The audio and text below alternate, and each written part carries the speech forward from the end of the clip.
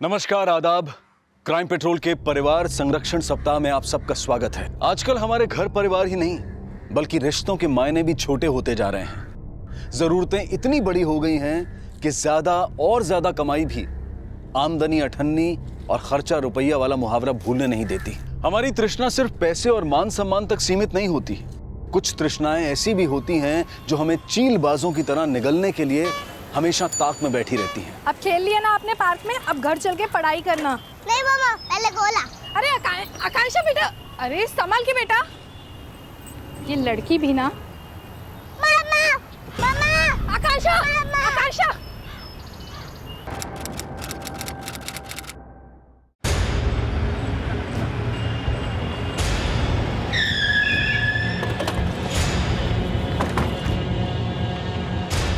कुल्हाड़ी नीचे फेंक। मैं कह रहा हूं कुल्हाड़ी फेंक।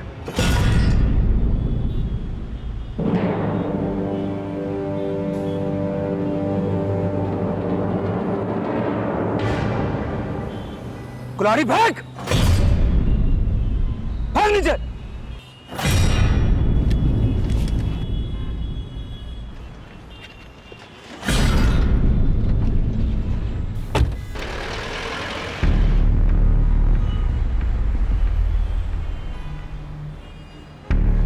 सोलंकी, ब्लड ताज़ा है।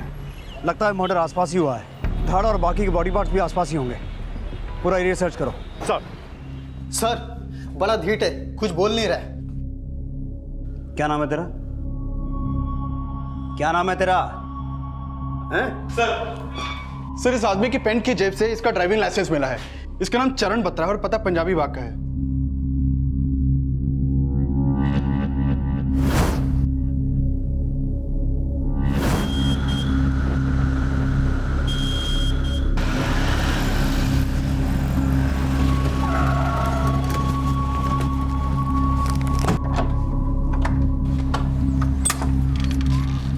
जी चरण बत्रा यहीं रहता?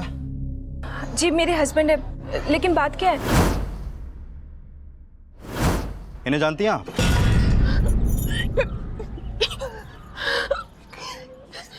मम्मी जी। ये मम्मी है आपकी? जी नहीं, सास है मेरी, लेकिन नाम क्या है आपकी सास का? हरजोत। चरण ने आपकी सास को यहीं पे मारा था या फिर? ये क्या बात कर रहे हैं आप? वो अपनी बेबी को क्यों मारेंगे? आपकी सास का कटा हुआ सर लेकर घूम रहा था आपका पति। उसने नहीं मारा तो फिर किसने मारा?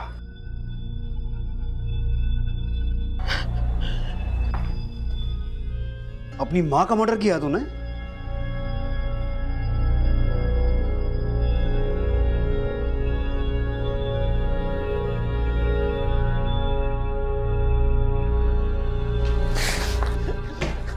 तसुए ना बहा। ये बोल, कब कहां कैसे मारा अपनी माँ को? बोल बोल।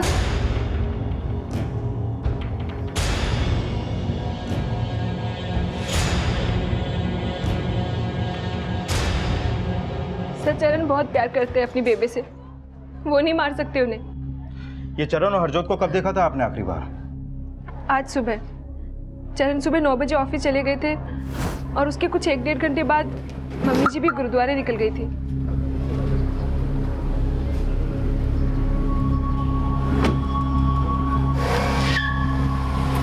नंबर क्या आपकी सास की कार का? DL XX 704B। हरजोत का फोन नंबर दीजिए और ये चरण का भी। सर अंदर कुछ भी नहीं मिला। ये चरण करता क्या है? जी सर, वो CA है। रजौरी गार्डन में उनका ऑफिस है। चरण के ऑफिस की कोई डुप्लीकेट चाबी है? जी। लाइक चरण के घर और ऑफिस से अगर कुछ नहीं मिला तो हो सकता है कि हरजोत की लाश उसकी कार में हो। उसकी कार के बारे में कुछ पता चला? नहीं सर, अभी तक तो नहीं। लेकिन मैंने चरण और हरजोत दोनों के कॉल रिकॉर्ड्स मंगवा लिए हैं। शायद उनके फोन की लास्ट लोकेशन से कोई लीड मिले। चरण के घर और ऑफिस के आसपास पूछताछ जारी रखो। शायद उन दोनों को किसी ने एक साथ देखा हो या फिर मर्डर विटनेस किया हो। Okay sir. बोल लड़का है, बोल लड़का है, बोल। सर कुछ भी नहीं बोल रहा है। एक काम करो बालिया, इसकी बीवी को थाने बुलाओ। Okay sir. बोल। अब फिर से ये मत कहना कि चरण अपनी माँ से बहुत प्यार करता था। अपनी माँ का कटा हुआ सिर लेके घूम रहा था बाजार में। सर अगर वो क्रिमिनल होते तो ऐसा करते क्या? मम्मी जी का कटा हुआ सिर लेके ऐसे घूमते? सर वो शायद मम्मी जी को मरा देख के सदमे में चले गए। क्राइम करके नॉर्मल आदमी भी अब नॉर्मल होने का ड्रामा करता है मैडम। उसे बचाने की कोशिश मत करो, जाके कहो उसे अपना मुंह खोले, अपना गुनाह कबूल करे और ये बताए कि हरजोत का धड़ कहां छुपाया उसने।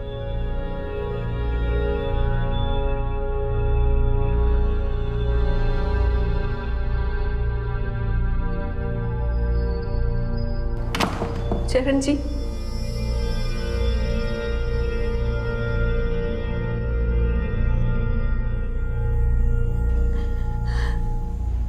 चरण जी बता क्यों नहीं देते उनको कि आपने बेबे को नहीं मारा है? बता दीजिए उन्हें।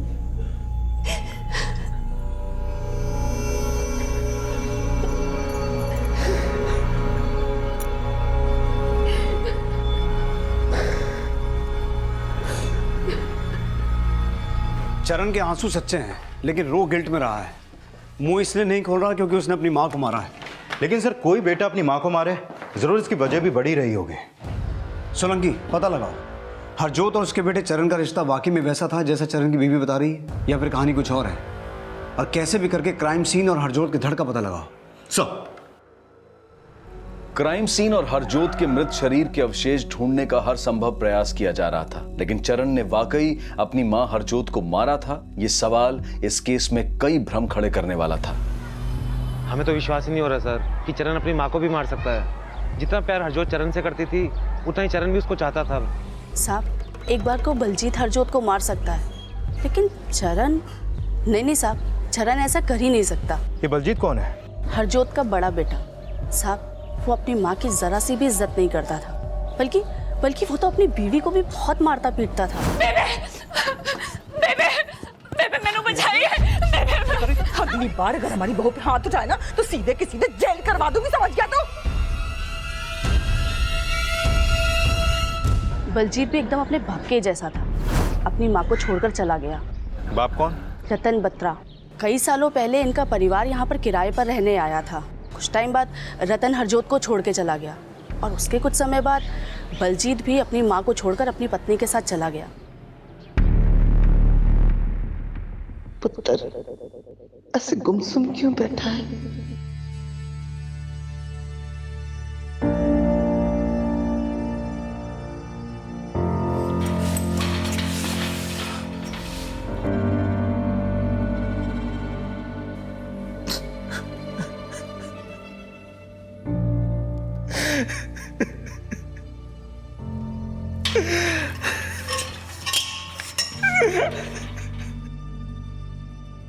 किसी के माथे पर नहीं लिखा होता कि वो कैसा इंसान है, और दुनिया में कोई इतना पारखी नहीं है जो किसी का चेहरा देखकर उसकी सही शख्सियत बता सके। आंखों देखे मंजर का भी एक पसे मंजर होता है जो कभी कभी नजर में नहीं आता। चरण ने अपनी मां को मारा था, ये किसी ने नहीं देखा था, लेकिन जो देखा गया था वो चरण को उसकी मां की हत्या का दोषी तो बता रहा था, लेकिन उसके निर्दोष होने की 1% संभावना भी मौजूद थी। लेकिन सामने आने वाले फैक्ट्स और एविडेंस क्या इस 1% संभावना को भी खारिज करने वाले थे, या फिर उसकी बेगुनाही को रास्ता देने वाले थे? सर, हरजोत का फोन उसी एरिया में बंद हुआ जहां से हमने चरण को अरेस्ट किया था। और सर, जो ब्लड चरण के कपड़ों और कुल्हाड़ी पर मिला वो हरजोत के कटे हुए सर के ब्लड से मैच करता है, ये उसकी रिपोर्ट। लेकिन सर, उस कुल्हाड़ी पर चरण के अलावा 3 और अननोन फिंगरप्रिंट्स भी मिले हैं। सोलंकी, हो सकता है उसने वो कुल्हाड़ी किसी और से ली हो। वो अननोन फिंगरप्रिंट्स उसे बेगुनाह साबित नहीं करते हैं। लेकिन सर, हरजोत के घर के आसपास के तो सभी लोग बोल रहे हैं कि चरण अपनी मां से बहुत प्यार करता था। लेकिन उन बयानों से उसकी चार्जशीट नहीं बदल जाएगी, क्योंकि एविडेंस उसके खिलाफ है। बस एक बार क्राइम सीन और हरजोत का धड़ मिल जाए। लेकिन सर, आसपास की किसी भी पुलिस को ऐसा कोई बॉडी पार्ट नहीं मिला जो हरजोत से बिलोंग करता हो। सोलंकी, किसी भी तरह चरण का मुंह खुलवाओ। सर, बोल, कहां मर्डर किया? देख, गूंगा बनने का ड्रामा मत कर, नहीं तो उल्टा लटका कर हलक से जुबान निकालूंगा तेरी। बोल बोल, कहां मारा अपनी मां को? बोल बोल। चरण जी ने कुछ नहीं किया, प्लीज आप लोग। तुम्हारी सास हरजोत का फोन पंजाबी बाग से पीतमपुरा की तरफ ट्रैवल तो हुआ, लेकिन पंजाबी बाग से पीतमपुरा के बीच वो किसी गुरुद्वारा में नहीं गई। लेकिन सर, मम्मी जी मुझे यही बोल के गई थी। फिर तो वो ये भी बोल के गई होंगी कि वो चरण के ऑफिस जाएंगी, क्योंकि पीतमपुरा से उनका फोन राजौरी गार्डन की तरफ ट्रैवल हुआ जहां तुम्हारे पति चरण का ऑफिस है, लेकिन उनका फोन बंद हुआ सुभाष नगर में, और इन दोनों एरियाज में चरण का फोन भी एक्टिव था। हो सकता है कि मम्मी जी मिली हो चरण जी से, लेकिन सर यकीन कीजिए मेरा, चरण जी ने नहीं मारा मम्मी जी को। चरण ने नहीं मारा तो किसने मारा? क्योंकि जहां जहां तुम्हारी सास का फोन ट्रैवल हुआ तुम्हारे पति का फोन वहां एक्टिव था। पंजाबी बाग, पीतमपुरा। पीतमपुरा? सर पीतमपुरा में तो बलजीत वीर जी का ससुराल है। हो सकता है कि मम्मी जी बलजीत वीर जी से मिलने गई हो, क्योंकि बलजीत वीर जी पम्मी दीदी को मारते थे और इसी चक्कर में बलजीत वीर जी, पम्मी दीदी और मम्मी जी की मीटिंग बैठती थी पीतमपुरा में।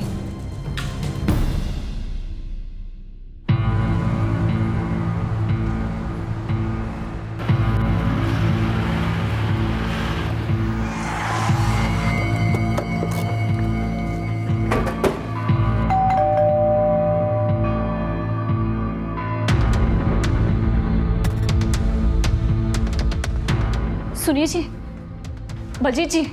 क्यों हुआ? पुलिस जी।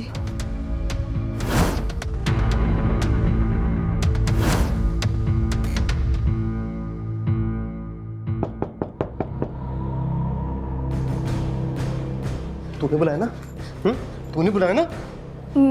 मैनू नहीं पता जी। कहीं आप पुलिस के साथ तूने बकवास की ना, तेरी टांगे तोड़ दूंगा। आने जाने लायक छोड़ूंगा नहीं तेरे को, समझ रही?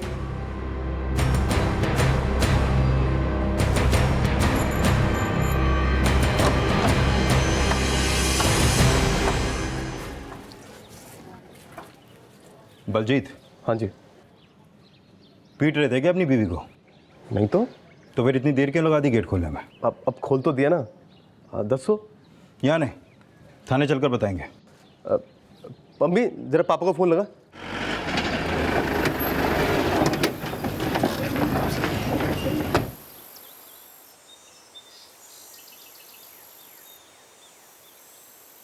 क्या चरण ने बेबी को मार दिया? क्यों, तुझे नहीं पता तेरी माँ का मर्डर हो गया? जब वो जिंदा थी ना तब मुझे उसकी जिंदगी से मतलब नहीं था, और अब जब मर गई तो उसकी मौत से मुझे क्या? उसकी मौत का शिकवा नहीं है, मतलब जीते जी बहुत शिकायतें रही होंगी उससे। शिकायतें तो बहुत थी, लेकिन लगता है कि चरण की अब जाके आंखें खुली। पर तेरी आंखों ने ऐसा क्या देख लिया जो अपनी माँ की आंखें मूंद लेने के बाद भी उसे कोस रहा है? मैं तो उसे जिंदगी भर कोसूंगा। पहले आप ये बताइए, आपने मुझे यहाँ पे बुलाया क्यों है? तेरी माँ का कटा हुआ सिर तेरे छोटे भाई के पास से बरामद हुआ है। उसको धड़ से अलग करने में कहीं तेरा हाथ भी तो नहीं है? क्या बकवास कर रहे हैं आप? ओए, ज्यादा उबल मत। 16 अगस्त को पीतमपुरा में क्या कर रहा था? तेरे ही कॉल रिकॉर्ड्स हैं, तेरा ही नंबर है ना ये? याद आया, मैं डीलर से मिलने गया था। डीलर के पास ही गया था या कहीं और भी गया था? वो काम निपटा के मैं खाना खाने अपनी ससुराल चला गया था, लेकिन लौटते टाइम मैं बेबे से नहीं मिला पीतमपुरा में।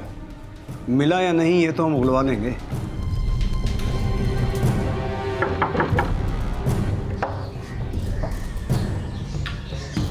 जी बलजीत आपका दामाद है ना?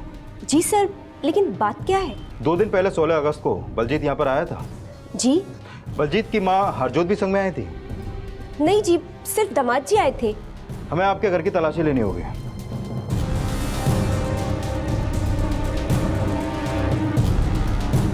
सर यहाँ कुछ नहीं हुआ, मैं सच बोल रही हूँ। कितना टाइम रुका था बलजीत यहाँ पर? तू 11 बजे अपने डीलर के पास था, 12 बजे अपने ससुराल पहुंचा और 1:30 बजे वहां से निकल गया। लेकिन तेरा फोन 4 बजे तक पीतमपुरा में एक्टिव था। क्या कर रहा था वहाँ? वो मैं जाम में फंस गया था। 2.5 घंटे? अब ट्रैफिक मेरे बाप का तो है नहीं जो वहाँ से तुरंत निकल आता, लेकिन मुझे ऐसा लगता है कि आपको चरण की बीवी हनी ने मेरे खिलाफ भड़काया है। तू बोलना क्या चाहता है? अरे आप उसकी असलियत जानते नहीं है, जैसी वो दिखती वैसी है नहीं। शादी से पहले रेप हुआ था उसका, फिर चरण को फंसा के शादी कर ली। हनी का रेप हुआ था? हाँ सर, 3 साल पहले मेरे पिंड में मेरा रेप हुआ था। चरण मुझे पहले से ही जानते थे। दुनिया की परवाह किए बगैर उन्होंने मुझसे शादी की। कितनी सोहनी है। आज मैनू गर्व है बेटा कि मैं तुझ जैसे बेटे की माँ हूं। जो आदमी मुझ जैसी रेप विक्टिम से शादी कर सकता है, ऐसा आदमी अपनी माँ को कैसे मार सकता है?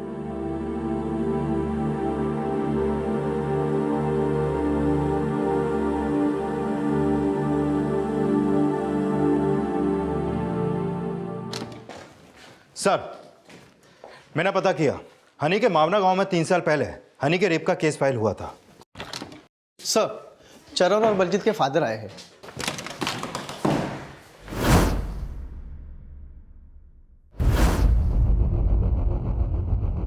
सर जी, मेरे मामे दा पुत्र दिल्ली क्राइम ब्रांच च है। मेरे बेटे बलजीत ਨੂੰ क्यों अरेस्ट किया? अरेस्ट नहीं किया, पूछताछ के लिए लाए हैं। और बेटा तो चरण भी है तुम्हारा। वो चरण मेरा बेटा नहीं है। मेरे दोस्त बेनीराम के साथ हरजोत का चक्कर था। उन दोनों की नाजायज औलाद है चरण। हो सकता है ये राज तुमने चरण को बता के उसे बरगलाया और उसने गुस्से में आके अपनी माँ को मार दिया। सर जी, ये राज तो हमने चरण को उसके होश संभालते ही बता दिया था। और चरण ने मारा ना हरजोत को, तो बलजीत को क्यों उठाया? तो जो पूछताछ करनी है चरण और बेनीराम से करो, बलजीत छड़ दो। फिलहाल जाने दे रहा हूँ, पर अगर दोबारा जरूरत पड़ी तो फिर से उठा के लाऊंगा। फिर जिसको फोन करना कर लेना। आजा आजा पुत्र, आजा। चलो, तेने पता था ना मैं आऊंगा। सर, ये दोनों ही बड़े ढीठ हैं और दोनों को ही हरजोत से प्रॉब्लम थी।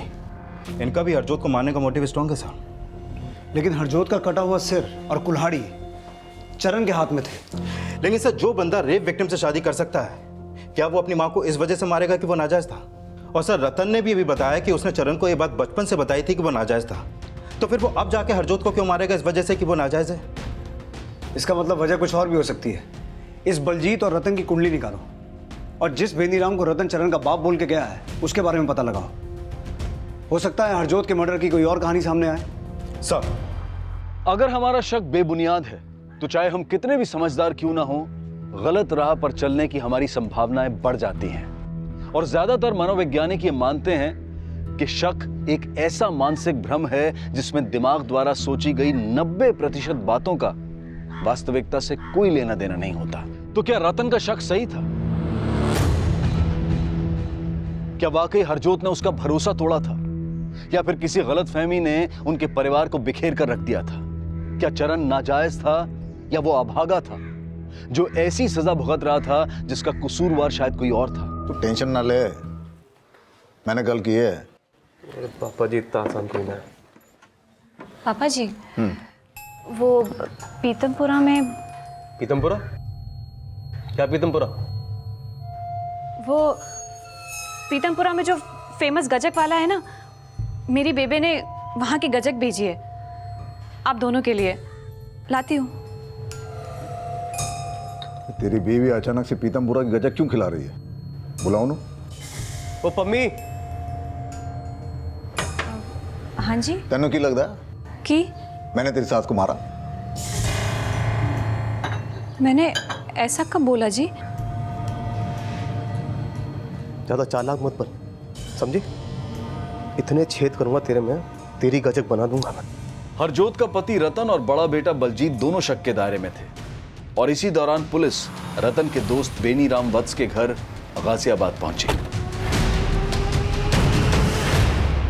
सर, बड़ी गंदी सोच का आदमी है रतन।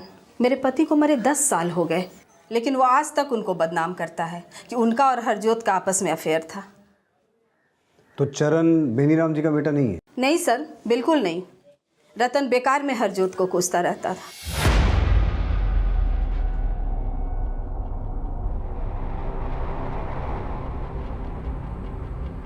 अब तक चरण ने पुलिस को कोई बयान नहीं दिया था और ना ही अब तक यह पता चल पाया था कि हरजोत की हत्या कहां हुई थी और ना ही उसकी लाश के अवशेष मिले थे। चरण की मानसिक अवस्था और हरजोत की हत्या में बलजीत और रतन की भागीदारी के संदेह पर चरण को मेडिकल ग्राउंड्स पर जमानत दे दी गई थी। ये बात, पानी लेकर आती हूँ। नाजायज कहीं का ये बनना है ना, तू फीस के पैसे अपने बाप बेनीराम से आके मांग ले। मैंने तेरी फीस का ठेका नहीं ले रखा है। ये आप क्या कर रहे हैं? फिर से तमाशा खड़ा कर रहे हैं? आप समझने की कोशिश क्यों नहीं करते? हमारा चरण अब बड़ा हो रहा है। क्या हुआ? क्या हुआ चरण जी? आइए बैठिए, पानी पी लीजिए।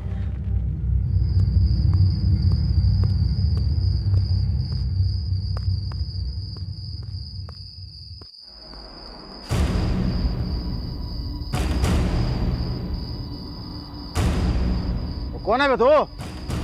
चरण है क्या? मैंने डराने की कोशिश कर रहा है। रुक रुक, अब तेरे छोड़ूंगा ना, चलो हट।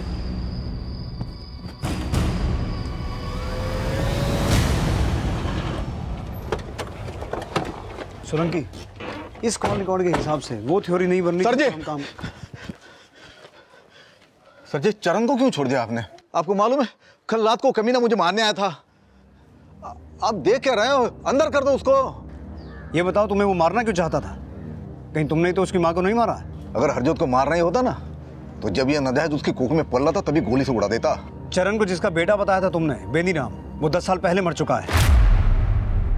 तो हमें उससे पूछताछ करने को क्यों कहा?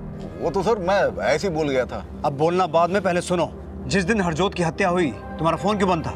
कमाल है, मतलब मेरा फोन बंद था तो मैं हत्यारा हो गया?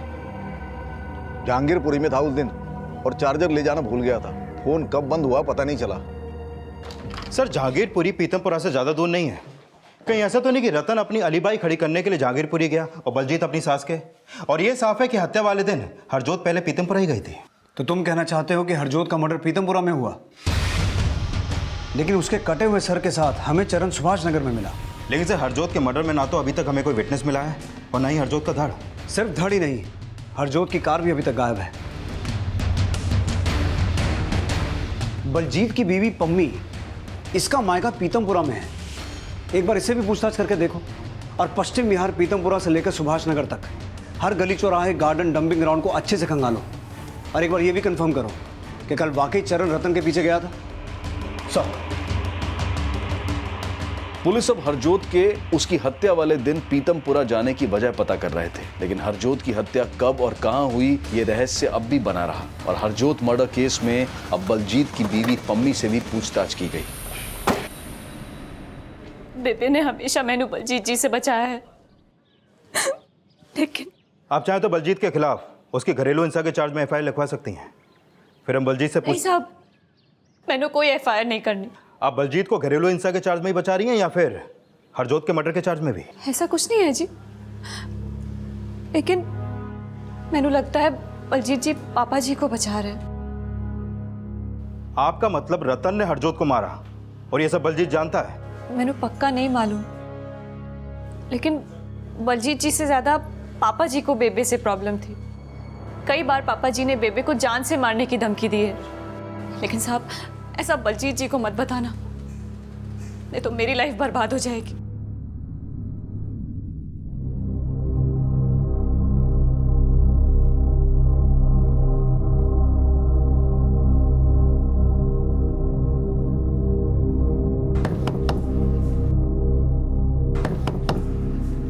कौन है?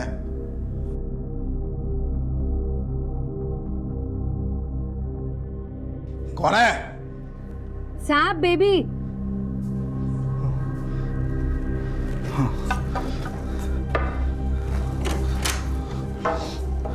ओ झाड़ू पोछा बाद में कर, पहले नींबू पानी बना दे, कल की उतरी नहीं साली।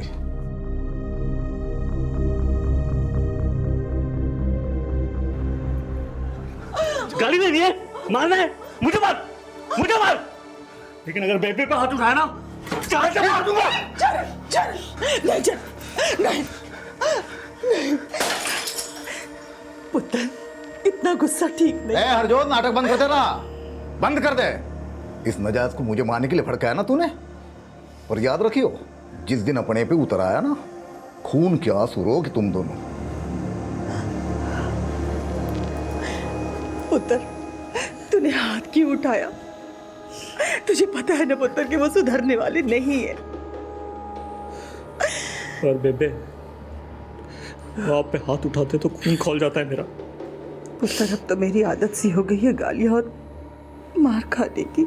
उन्हें ना आपको गाली देने का हक है ना हाथ उठाने का।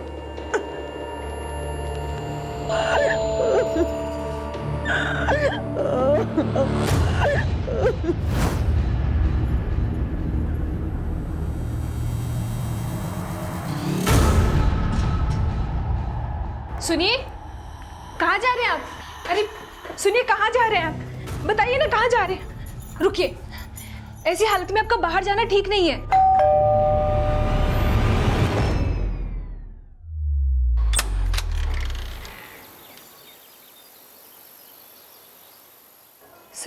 चरण जी जब से घर आए हैं घर से बाहर ही नहीं निकले, और आप कह रहे हैं कि चरण जी पापा जी का पीछा कर रहे थे। नहीं सर, जरूर पापा जी आपसे झूठ बोल रहे हैं। हमने सुना है कि तुम्हारे ससुर रतन बत्रा ने तुम्हें भी घर से निकालने की कोशिश की थी।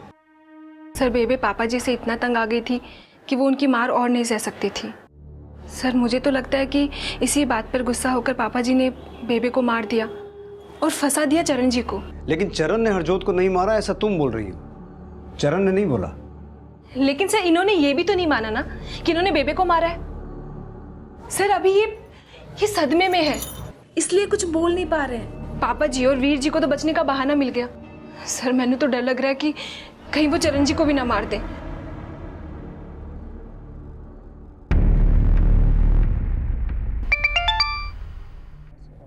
हाँ वालिया। सर रतन के घर पे लॉक लगा है और उसका नंबर भी बंद आ रहा है। कहाँ जा सकता है पता किया?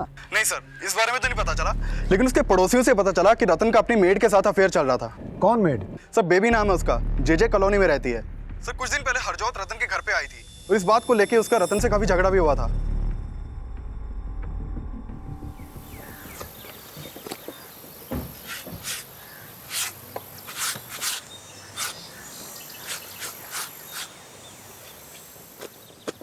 बेबी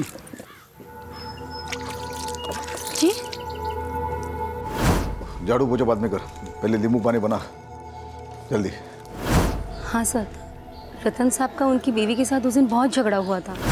मुझे गलत कहता था, मुझे बदचलन कहता था, और तू खुद क्या कर रहा है? चुप कर, तो बदचलन है और रहेगी। मैं कहीं भी मुंह मारूं, तेनों की करना है? दुनिया के सामने बहुत बदनाम किया है ना, मुझे बहुत बदनाम किया है ना, लेकिन अब देख मैं तुझे किस तरह से दुनिया के सामने बदनाम करती हूँ। बेबी बेबी कौन है, क्या पंगा है? कुछ नहीं हुआ है। किशन, हाँ माँ, अपने पापा को अंदर लेके जा। चलो पापा। अरे तुम्हारे पति को पता है कि तुम्हारा रतन के साथ? सर वो तो सिर्फ दारू पीना जानता है। पैसों के लिए मैं क्या करती हूँ, कहाँ जाती हूँ, उससे उसको कुछ मतलब नहीं। तुम्हारा मतलब है कि रतन तुमसे रिश्ता रखने के लिए तुम्हें पैसे देता था? जी, मुझे सच में नहीं पता कि रतन जी कहाँ चले गए। सच। सर रतन का हर लिहाज से हरजोत को मारने का मोटिव था, शायद उसके गायब होने का भी यही राज हो। लेकिन रतन का यह भी कहना था कि चरण ने उसे मारने की कोशिश की, जबकि चरण की बीवी हनी कह रही कि जब से उसकी बेल हुई है वो घर से बाहर निकला ही नहीं। और एक्सक्यूज मी सर, हेलो,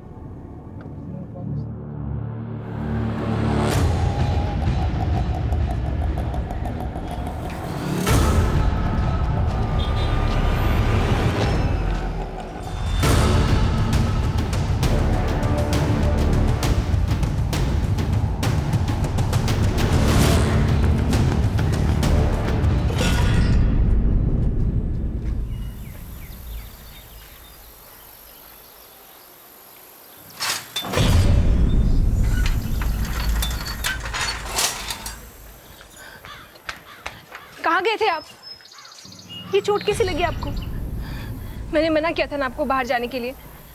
चलिए मैं दवाई लगा देती हूँ।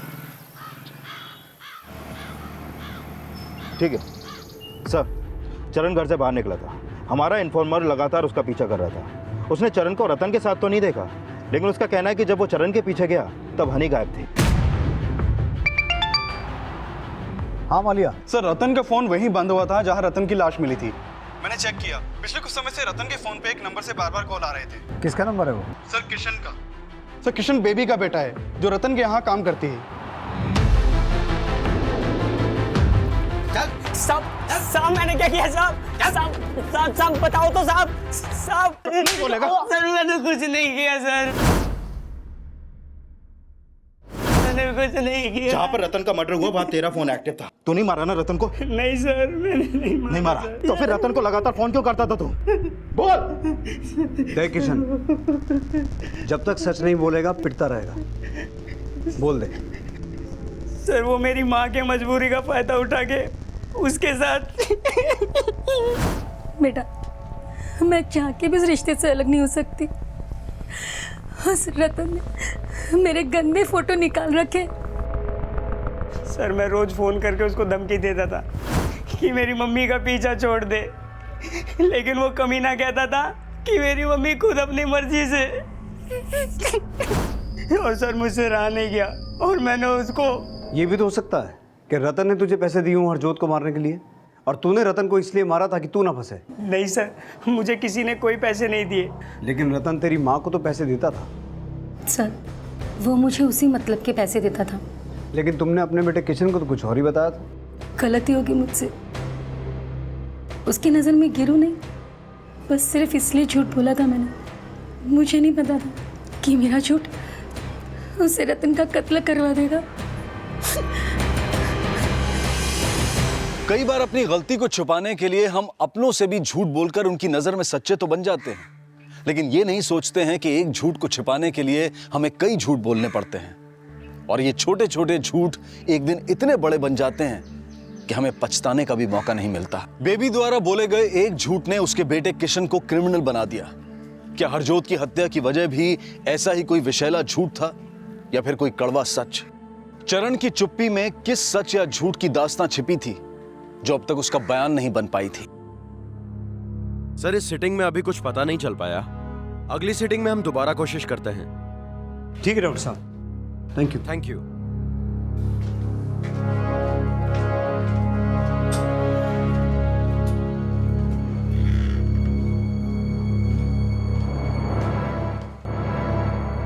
ये टीवी हाँ सर, नया खरीदा है। नया खरीदा? अभी किसने खरीदा? नहीं सर, अभी नहीं खरीदा, वो बेबे ने खरीदा था। जिस दिन हरजोत जी की हत्या हुई है, ये टीवी उससे एक दिन पहले डिलीवर हुआ है। जी सर। काफी महंगा टीवी है। आपके पति चरण के ज्यादा क्लाइंट्स नहीं थे, और आपके ससुर रतन बत्रा ने आपकी सास हरजोत को पैसे देने भी बंद कर दिए थे। तो ये टीवी? सर बेबी भी अपना काम करती थी। हरजोत जी क्या काम करती थी? Sir match making. उन्होंने अपने कई क्लाइंट्स के रिश्ते करवाए थे। कहाँ से करती थी काम? सर यहीं अपने घर से करती थी। सोलंकी, ये टीवी जहां से खरीदा गया वहां से पता करो ट्रांजैक्शन कैसे हुआ था सब। प्लीज कुछ तो खा लीजिए।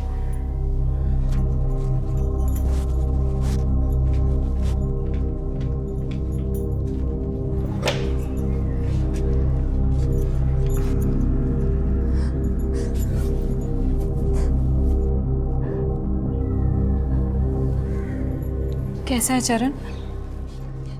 सदमे में है। तू टेंशन मत ले हनी, मैं इसे बड़े से बड़े डॉक्टर को दिखाऊंगा।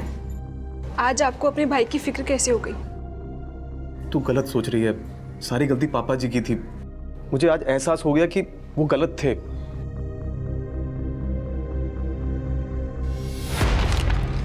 सर हमने हरजोत का बैंक अकाउंट चेक किया था, उसके अकाउंट में 30 लाख रुपए है। ये देखिए सर, उस अकाउंट की पासबुक। 30 लाख? हाँ सर। और सर इस अकाउंट में हरजोत का एक दूसरा मोबाइल नंबर अपडेटेड है। ये देखिए सर, मैंने इस नंबर का भी कॉल रिकॉर्ड मंगवा लिया है सर। हाँ वालिया। सर जो टीवी हरजोत के घर पे मिला उसकी पेमेंट किसी रमन भल्ला नाम के आदमी के क्रेडिट कार्ड से की गई थी। क्या कर रहे हो, क्या बात है? रमन भल्ला जी, 14 अगस्त को 87,000 रुपए का टीवी खरीदा था आपने, जो हरजोत के घर पे डिलीवर हुआ था। हरजोत को जानते हैं ना? सर जी वो टीवी तो मैंने हरजोत को गिफ्ट में दिया था। गिफ्ट दिया था? अच्छा, किस चीज के लिए? सर जी वो मेरे लिए रिश्ता ढूंढ रही थी तो मैंने टीवी गिफ्ट कर दिया। लेकिन रिश्ता तो हुआ ही नहीं आपका। सर जी वो बात चल रही थी एक जगह। रमन भल्ला झूठ मत बोल। ये तेरा बैंक स्टेटमेंट, हर महीने 50,000 रुपए ट्रांसफर होते थे हरजोत के अकाउंट में। अब जो भी बोलना सच बोलना। बोल। सर जी मैं अपनी शादी के सिलसिले में उससे मिला था, और एक दिन अचानक उसने अपनी जवानी की फ़ोटो मुझे मेल कर दी। मैं समझा कि वो मुझसे शादी करना चाहती है। बस फिर हम मिलने लगे और मुझे ब्लैकमेल करने लगी।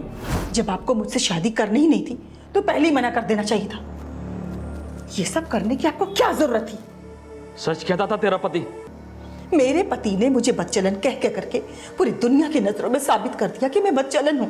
और जब इतना बड़ा मेरे माथे पे कलंक लगी गया तो मैंने सोचा क्यों ना मैं अपने बेटे की और अपनी जिंदगी बदल दूं। वालिया, सर रमन भल्ला वहीं का वहीं है। वो बोल रहा है कि उसने हरजोत को नहीं मारा। सर हरजोत के दूसरे नंबर के कॉल रिकॉर्ड से पता चला है कि हरजोत गौतम वशिष्ठ, राकेश चौधरी और धर्मवीर सिंह के भी टच में थी और ये लोग भी उसके अकाउंट में पैसे जमा करते थे। इन तीनों को भी बुलाओ। सर चरम बत्रा को आश्रम पुलिस ने पकड़ा है। वो लोगों के ऊपर पत्थर फेंक के मार रहा था।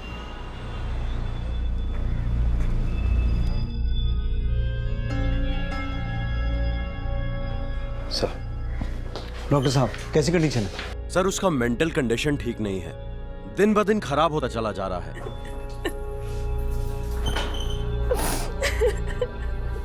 सर तीनों में से कोई भी मुंह नहीं खोल रहा है। अगर ये मुंह नहीं खोल रहे तो ये भी हो सकता है कि चरण ने अपनी माँ को इनमें से किसी के साथ देख लिया हो और इसी वजह से उसने। वालिया, चरण और उन चारों बुड्ढों को एक साथ बिठा। Okay sir.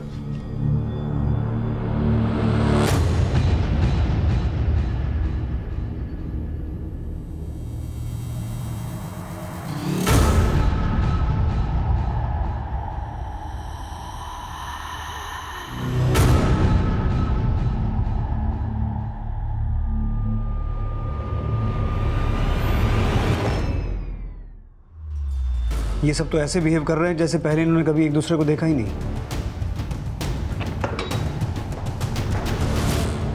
चरण, पहचानते हो इन्हें? ये तुम्हारी माँ के दोस्त हैं। तुम्हारी माँ इनके लिए रिश्ता ढूंढ रही थी। मेरी माँ तो कईयों के रिश्ते करवाती थी। तो तुम इन्हें नहीं पहचानते?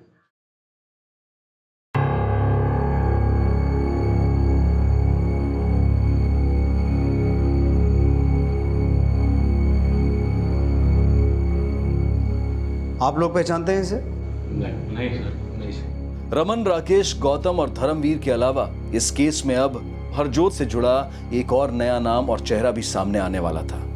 हरजोत की हत्या वाले दिन वो सुभाष नगर और तिलक नगर के बीच एक बैंक के बाहर की सीसीटीवी में कैप्चर हुई थी। ये उसकी फुटेज।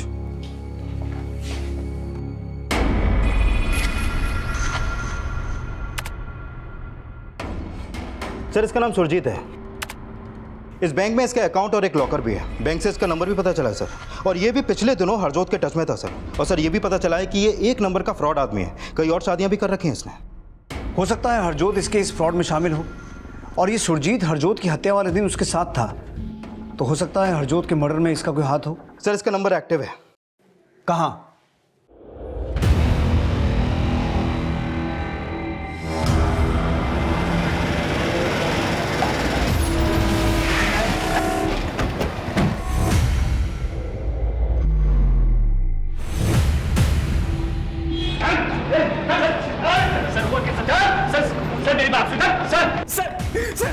सर मैं बताता हूँ सर बताता हूँ। हाँ सर, वो हरजोत मेरे लिए रिश्ते ढूंढती थी। फिर मैं शादी करके उन लड़कियों से पैसे ऐंठता था और हरजोत को उसका हिस्सा देता था। सर उस दिन भी मैं हरजोत को उसका हिस्सा देने के लिए अपने बैंक पे लेके गया था। उसे उसका हिस्सा देने के बाद मैं वहाँ से चला गया था। हमने बैंक के बाहर की सीसीटीवी फुटेज चेक की थी। वो आई भी तेरे साथ थी और गई भी तेरे साथ थी। सर वो मेरे साथ मेरे गाड़ी के पास आई, मैंने उसका हिस्सा दिया और मैं वहाँ से चला गया। तो वो तेरे साथ नहीं गई? नहीं सर। सोलंकी। सर सुरजीत भी नहीं मान रहा कि उसने हरजोत को मारा है और बाकी सस्पेक्ट के खिलाफ भी अभी तक कुछ नहीं मिला। सोलंकी, मुझे ऐसा लगता है कि हरजोत का मर्डर रतन के मर्डर की तरह ही है। जहां एक तरफ एक बेटे ने अपनी मां के अफेयर के लिए उसके प्रेमी को मारा, वहीं दूसरी तरफ एक बेटे ने अपनी मां के अफेयर्स के लिए अपनी मां को ही मार दिया। हो ना हो हरजोत को चरण नहीं मारा है। लेकिन सर चरण ने अभी तक कन्फेस नहीं किया है और क्राइम सीन और हरजोत के धड़का भी अभी तक कुछ भी पता नहीं चला है। अब चरण सब कुछ खुद बताएगा, लेकिन उसके लिए हमें एक ब्लफ खेलना पड़ेगा।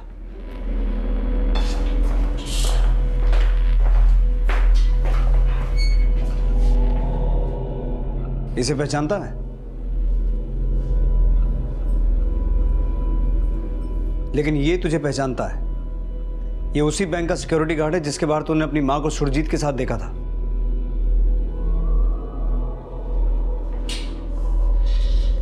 देख चरण, अब ना चुप रहने से बचेगा ना झूठ बोलने से।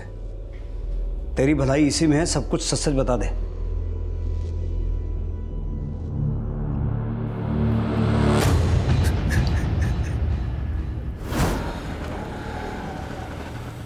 अरे भैया रुको। मैंने बेबे का बैंक अकाउंट चेक किया था एक बार। उनके अकाउंट में बहुत सारे पैसे थे। मैं हैरान था कि बेबे के अकाउंट में इतने सारे पैसे। फिर मैंने बेबे को उस आदमी से मिलते हुए देखा। मेरा बेटा नहीं है तू, नाजायज है, नाजायज। और मैं समझ गया कि मेरे पापा हमेशा सच बोलते थे। नाजायज हूं मैं, नाजायज हूं मैं।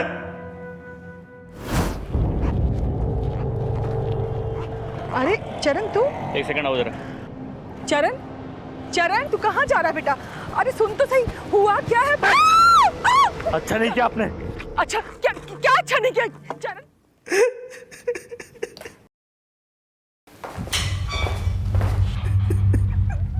हम अपनी सारी जिंदगी इसी जद्दोजहद में गुजार देते हैं कि हमारा कमाया कल हमारे बच्चों के काम आएगा। लेकिन अगर हम अपने जीते जी उन्हें प्यार, भरोसा, सद्भावना और संस्कारों की पूंजी नहीं दे पाए तो धन दौलत होने के बावजूद वो कंगाल ही रहेंगे। नमस्कार, आदाब। क्राइम पेट्रोल डायल 100 के परिवार संरक्षण सप्ताह में आप सबका स्वागत है। परिवार, इन 4 अक्षरों में इंसान की पूरी दुनिया समाई है। परिवार की सलामती के लिए हम हर संभव कोशिश करते हैं। उन्हें पैसों की तंगी ना हो इसलिए पूंजी निवेश करते हैं, जीवन बीमा करवाते हैं, मोहल्ले, सोसाइटी, घर में उनकी सुरक्षा के लिए कैमरास लगवाते हैं, घर में काम करने वालों से लेकर ड्राइवर, वॉचमैन सब पर कड़ी नजर रखते हैं। बच्चों को भी मोबाइल फोन देते हैं ताकि किसी भी मुश्किल में वो हम तक पहुंच सके। लेकिन इस सब के बावजूद दिन ब दिन क्राइम रेट बढ़ता जा रहा है। अगर देखा जाए तो हमारा परिवार आज कहीं भी सुरक्षित महसूस नहीं करता है, न घर में न घर के बाहर। अरे हाँ यार, वो क्यूट सा लड़का पता है आज भी मुझे घूर रहा था। पर यार वो कितना भी क्यूट क्यों ना हो, I don't have time for all this. IAS जो बनना है, और भैया भाभी से प्रॉमिस भी तो किया है ना। अरे ये टीवी क्यों नहीं चल रही है? बहू पानी ला जरा, दवा खानी है। ये लड़की भी ना एक दिन हार्ट अटैक करा के रहेगी।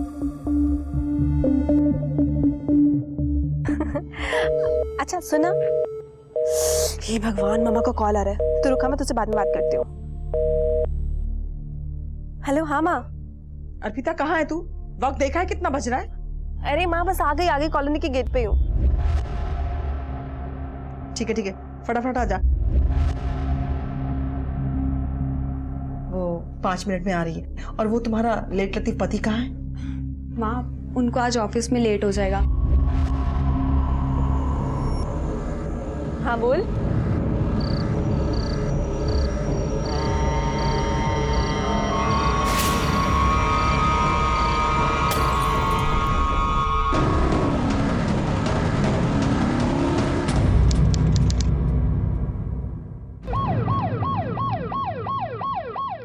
तो उन लड़कों ने तुम्हें छुआ, पर रेप तो नहीं किया। मेरा मतलब कहाँ छुआ? मोलेस्टेशन ही तो हुआ है, रेप तो नहीं। 90% मोलेस्टेशन की घटनाओं में सबसे पहले पीड़ित को यही कहा जाता है। प्रशासन भी मोलेस्टेशन को गंभीरता से नहीं लेता है और न ही औरतें इसके खिलाफ पुलिस में रिपोर्ट लिखवाती हैं।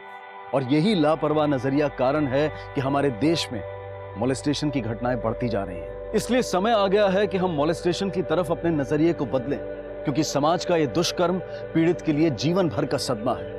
और पिछले कई सालों में तो मोलेस्टेशन कारण बना है खून और आत्महत्या की घटनाओं का भी। 1 मिनट, ये क्या तरीका है बात करने का? अगर सवाल पूछनी है तो ढंग के पूछे। देखिए मैडम, हमें हमारा काम करने दीजिए। रुको, सही कह रही है। चौबार। Yes ma'am. I am sorry. I know जो तुम्हारे साथ हुआ उससे तुम बहुत डर गई हो, लेकिन हमारा उन्हें पकड़ना बहुत जरूरी है ताकि वो किसी और लड़की के साथ ये दोबारा ना कर सके, और इसके लिए तुम्हें हमारी मदद करनी ही होगी। अच्छा मुझे ये बताओ कि वो कितने लोग थे, एक या एक से ज्यादा? मैम, मुझे कुछ अच्छे से याद नहीं, लेकिन बहुत सारे हाथ थे, मुझे हर जगह छू रहे थे। मैंने कहा था ना जल्दी वापस आना घर, और लेट तक घूम। अच्छा बेटा ये बताओ कि तुम उनमें से किसी को पहचान सकती हो क्या? कुछ ऐसा जो तुमने देखा उनके बारे में?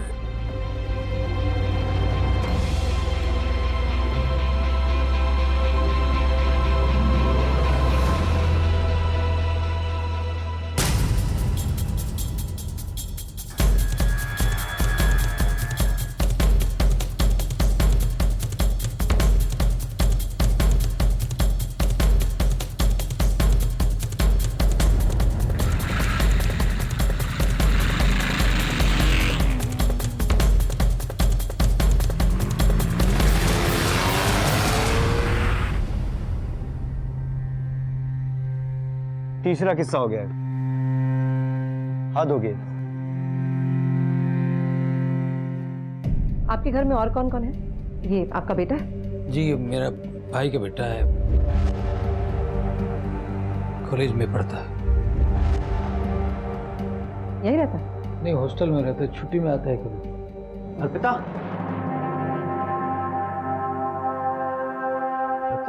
ठीक हो ना? भैया अर्पिता, मैं सब ठीक हो जाए। मैम पहले 2 बार भी ऐसा हो चुका है। आप लोग क्या कर रहे हैं? वो गुनहगार वहां पे खुलेआम घूम रहे हैं। और मैम देखिए, आपको हमारी कॉलोनी की लड़कियों की इतनी चिंता है तो जाइए ना, पकड़ के लेके आइए। देखिए सारी जिम्मेदारी पुलिस की नहीं होती है। हम यहाँ तैनात थे 3 महीने, तब कुछ नहीं हुआ। और आप लोगों से कहा था कि सिक्योरिटी में आप भी हमारी मदद करिए, फेंसेस लगवाइए, सीसीटीवी कैमरास लगवाइए। किया आप लोगों ने? देखिए मैम, आप जैसा कहेंगे हम सब वैसे ही करेंगे, लेकिन प्लीज इस बार ये मोलेस्टर्स बचने नहीं चाहिए। हम पूरी कोशिश करेंगे, लेकिन हमें आप सबकी मदद की जरूरत पड़ेगी, पूरे कॉलोनी की मदद की जरूरत पड़ेगी।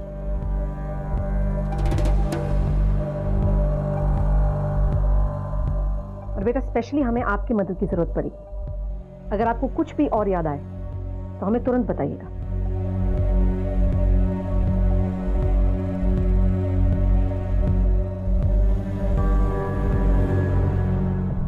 आप लोगों में से किसी ने कुछ सुना या देखा? नहीं। कमाल है, एक लड़की आपके मोहल्ले में जोर से चीखती है, चिल्लाती है, और सोसाइटी के 50 घरों में किसी ने उसकी आवाज नहीं सुनी। मैम हमने सोचा बच्चे हैं, शरारत कर रहे होंगे। शरारत? ये आप लोगों के मोहल्ले में तीसरा इंसिडेंट है और फिर भी आप लोग चौकन्ने नहीं। लगता है आप लोगों को अपनी बच्चों की परवाह ही नहीं। अगर आप में से किसी को कुछ याद आए तो हमें इन्फॉर्म कीजिए। पिछले 2 केसेस में और इसमें क्या सिमिलैरिटी है, कुछ पता चला? मैम तीनों विक्टिम्स को ज्यादा कुछ याद नहीं है। सेकंड विक्टिम पूजा के मुताबिक वो 2 मोलेस्टर्स थे, लेकिन अर्पिता के हिसाब से वो 2 से ज्यादा थे। अर्पिता काफी हिली हुई है। ये ऐसे केसेस इतने सेंसिटिव होते हैं कि अक्सर ऐसे होता है कि विक्टिम अपना दिमाग ही बंद कर देता है, उस तकलीफ देने वाली चीजों को याद ही नहीं करना चाहता। लेकिन मैम इस केसेस में मोटिव क्या हो सकता है? आई मीन कपड़े फाड़े गए लेकिन रेप अटेम्प्ट नहीं हुआ। अगर उनकी लेवल तक गिर के देखो ना, तो हो सकता है मजे के लिए किया, आगे जाने की हिम्मत ना हो। या ये भी हो सकता है कि इस बात का डर हो कि ये जीता जागता मोहल्ला है, कोई भी आ सकता है। तो अलग बात है कि जीते अपने लिए ही लोग। चलो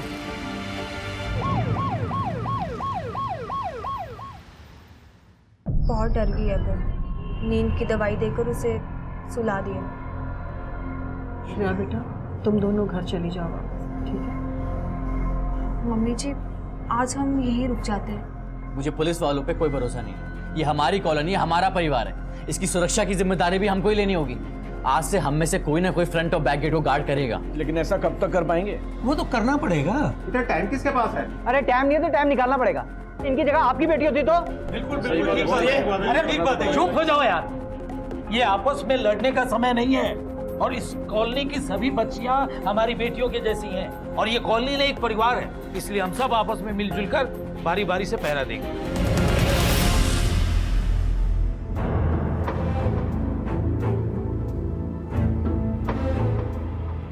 आखिरकार सारे मोहल्ले वालों ने एक परिवार की तरह एकजुट होकर सुरक्षा की जिम्मेदारी अपने ऊपर ले ली और रात में बारी बारी से चौकीदारी करने लगे।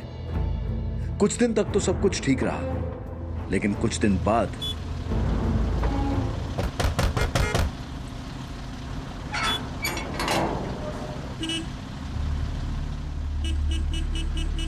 बढ़िया, जितना लेट? हाँ भैया, वो हमारा बास्केटबॉल का मैच है ना, तो उसकी प्रैक्टिस थी। अच्छा अच्छा, ठीक है, आराम से जाना, सब ठीक है, मैं हूँ यहाँ पे, डरना मत।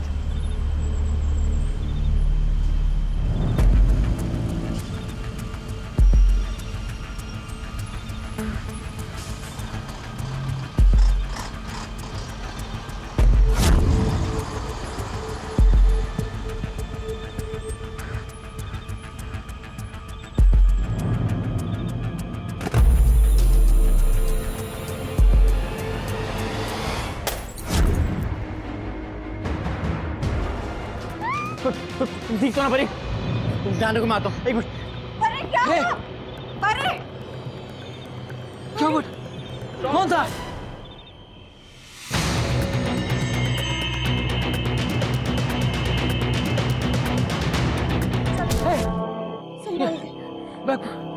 ले चल।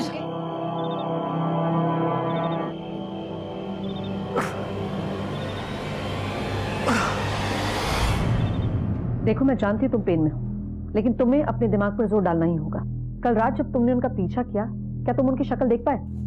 बहुत अंधेरा था वहां पे, मैं भागा उनके पीछे, पर मैं पकड़ नहीं पाया, वो झाड़ियों में कहीं जाके छुप गए।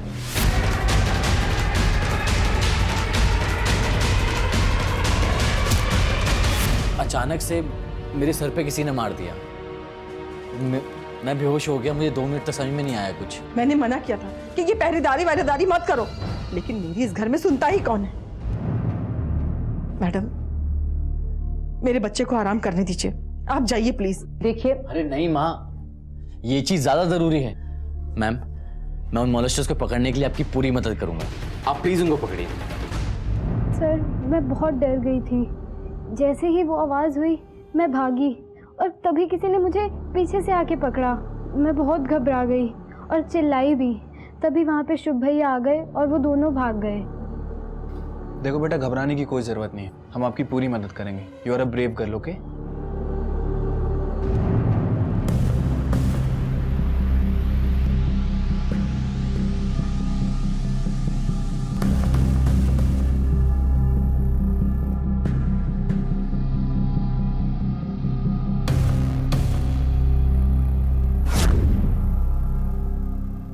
मैम, कॉलोनी के फ्रंट और बैक दोनों गेट पे सिक्योरिटीज है और पीछे वाली दीवार पे कांच भी लगवा दी है। मुझे लग रहा है ना ये कहीं अंदर का ही जॉब है। ये मोलेस्टर्स इसी कॉलोनी में से कोई है। मैम क्या हो रहा है? ये चौथा केस हो गया मैम। चौथा केस हो गया और आप लोगों ने क्या किया? सीसीटीवी लगाने को कहा था ना? वो मैम मैडम जी बस लगने वाला है, वो कॉस्ट पे डिस्कशन चल रहा है। हद हो गई। मैम आपसे एक बात कहनी थी। वो कल रात को जब मैंने उन मॉलेस्टर्स को बात करते हुए सुना था तो मुझे लगा कि उनकी आवाज़ जानी पहचानी है। मैं जानता हूँ उनको, पहले कभी सुनी ऐसा लगा मुझे। हमें भी यही लग रहा है कि ये मोलेस्टर जरूर इसी कॉलोनी के है, इसलिए मुझे कॉलोनी के सारे लोगों की डिटेल्स चाहिए। मैं आपकी मदद कर सकता हूँ, मैं इस सोसाइटी का सेक्रेटरी हूँ। आइए प्लीज।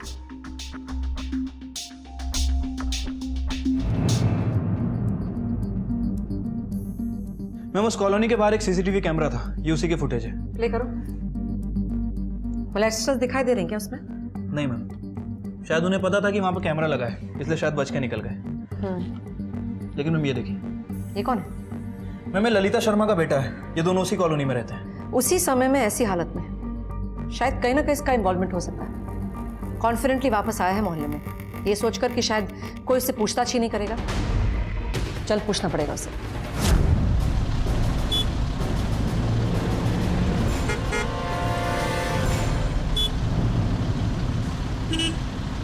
मेरा बेटा?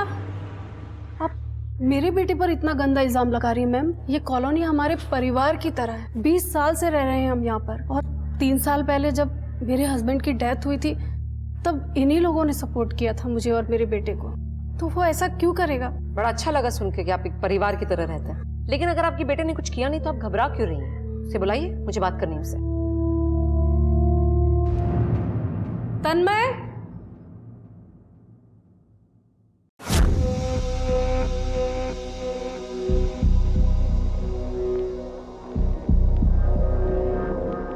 तन्मय, राइट? क्या तुम मुझे बता सकते हो तन्मय कि जिस रात शुभ और परी पे अटैक हुआ तुम कहाँ थे? मैं दोस्त के घर था। दोस्त के घर मस्ती करने? जी। तो फिर तुम्हारी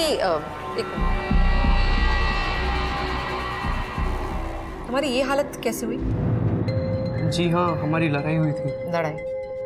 जब आपका बेटा घर आया इस हालत में तुम, आपको शॉक नहीं लगा? जी मैम, मैं उस रात घर पर नहीं थी, मैं शुभ के यहाँ गई थी। उसके सर पर बहुत चोट लगी थी। उसकी माँ और मैं बहुत करीब हैं और साथ साथ में सत्संग भी जाते हैं। लेकिन कुछ भी हो मैम, मेरा बेटा ऐसा नहीं कर सकता। मैम पता चल जाएगा। अपने दोस्त को क्या नाम बताया था तुमने इसका? विकी। उसको जरा फोन लगा। मैम वो भी ट्यूशन में होगा। जहाँ भी होगा फोन लगा उसे अभी।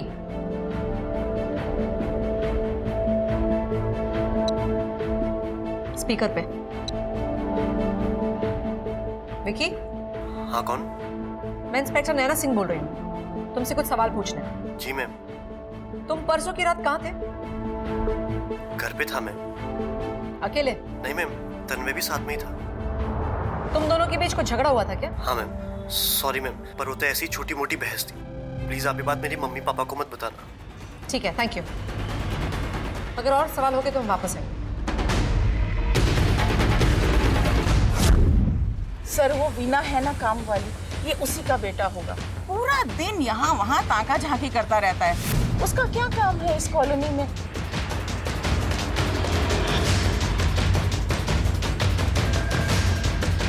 ए लड़के, यहाँ क्या कर रहे हैं? 40 साल का जवान, शादी नहीं की उसने। कॉलोनी की किसी भी औरत को जाता देखकर अपने कपड़े उतारकर खड़ा हो जाता है। बड़ा ही बेशरम आदमी है।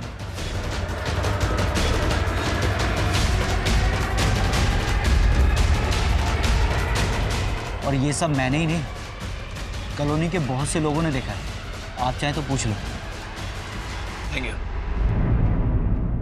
इतने सारे नाम? हाँ मैम, इन सभी के नाम सामने आए, लेकिन हर आदमी किसी तीसरे आदमी पर इल्जाम लगा रहा है। ऐसे केसेस में ना किसी पे ज्यादा भरोसा नहीं कर सकते, क्योंकि हर कोई सामने आता है। या तो ये पर्सनल दुश्मनी निकालने की कोशिश होती है या लाइमलाइट में आने की कोशिश होती है। लेकिन कोई सस्पेक्ट्स निकल के आए कि नहीं? Yes ma'am.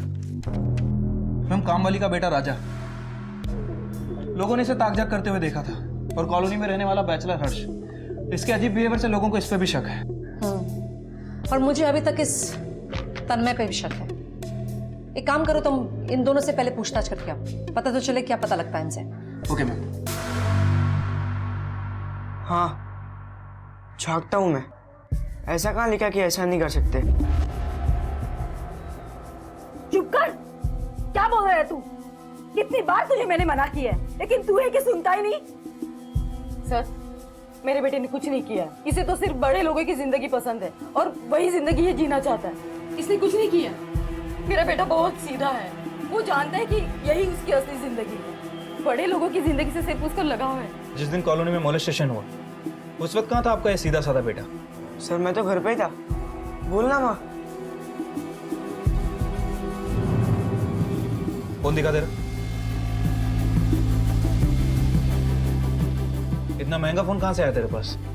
सर मैंने सेकंड हैंड लिया है। सर, ये कह रहा है कि सेकंड हैंड लिया है तो सेकंड हैंड ही लिया होगा। मेरा बेटा झूठ नहीं बोलता। उसे छोड़ दीजिए, उसने कुछ नहीं किया।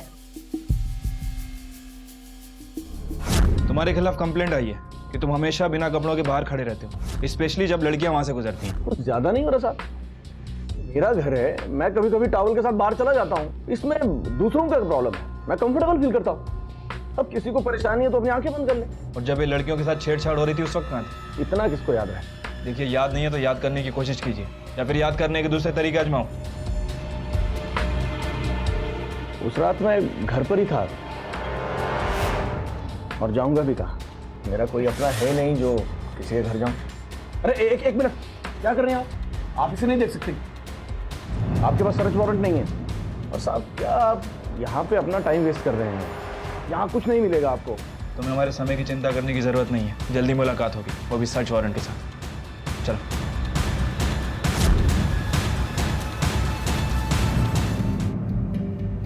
सचिन, कच्चा चिट्ठा निकालो इसका। मुझे लग रहा है हमसे जरूर कुछ ना कुछ छुपा रहा है। जी सर।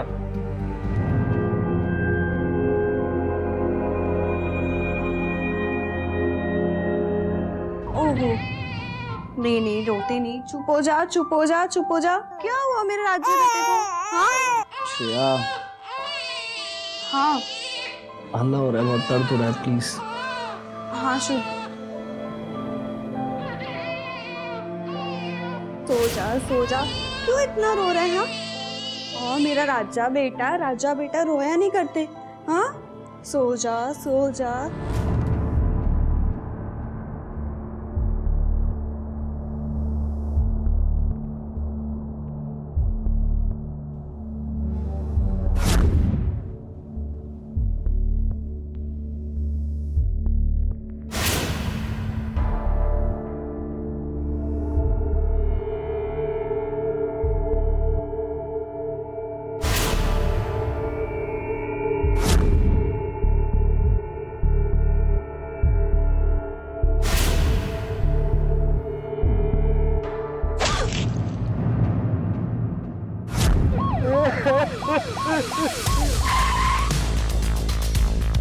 हटिए। संभाल अपने आप को। Okay ma'am. छोड़िए बॉडी को छोड़िए, बॉडी को छोड़िए, प्लीज प्लीज छोड़िए बॉडी को छोड़िए, आइए छोड़िए, आइए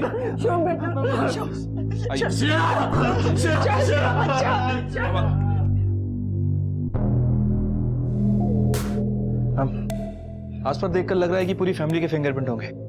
डेफिनेटली। फिर भी बॉडी को अच्छे से चेक करो, पोस्टमार्टम के लिए भेजो, और आसपास भी देखो कोई और सुराग मिलता है क्या। Okay ma'am.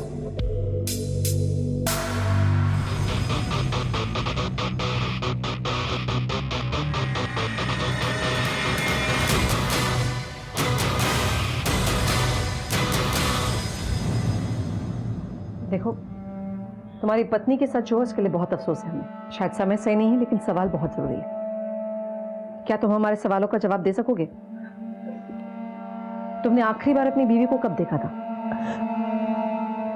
कल रात को यहीं पे मैं पेन किलर्स खा के सो गया तो हमारा बच्चा रोहन ये जोर जोर से रोने लगा। श्रेया उसे लेके नीचे चली गई। उसी वक्त आखिरी बार देखा था। तो तुमने उसकी चीख नहीं सुनी? पेन किलर्स का असर इतना गहरा था कि मैं बहुत गहरी नींद में था। मैंने पेन किलर्स ही नहीं खाई होती तो आज मेरा जिंदा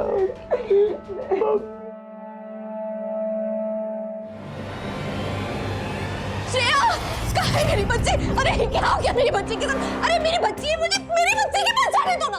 श्रेया, कहाँ है सब लोग? कहाँ है? इधर आओ तुम। क्या किया मेरी बच्ची के साथ तुमने? हाँ? बताओ, तुम मेरी बच्ची के साथ तुझे बहुत चिंता थी अपनी बेटी की। हाँ, मार डाला मेरी बेटी को। ये बोल रही तू मेरी बेटी को? अरे मेरा बेटा तो बहुत प्यार करता था उससे। मना किया था मैंने मेरी बच्ची को यहाँ आने से, लेकिन उसने मेरी एक भी बात मानी। अगर वो आज मेरे साथ होती ना तो उसकी ये हालत नहीं होती।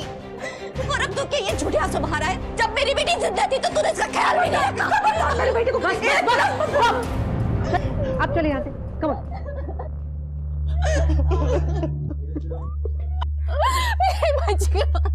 मेरी आप बच्ची आने वाली।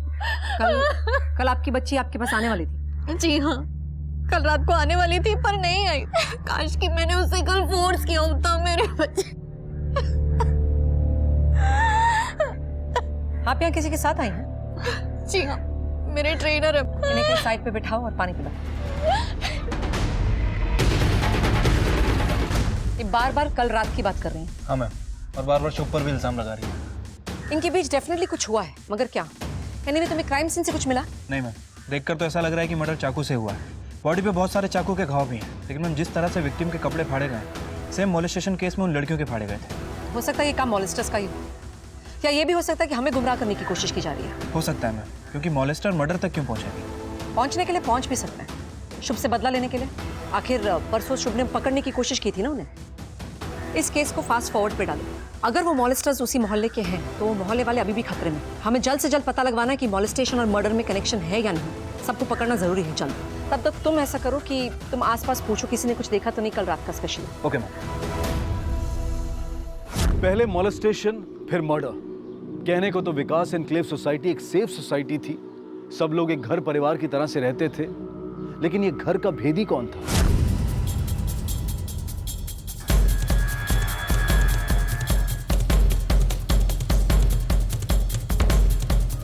वीना का बेटा राजा और हर्ष, इन दोनों में से हर्ष के पास ज्यादा मोटिव लग रहा है। मैम पिछले 5 सालों से इसी कॉलोनी में रह रहा है, अकेला है, हो सकता है फ्रस्ट्रेट भी हो।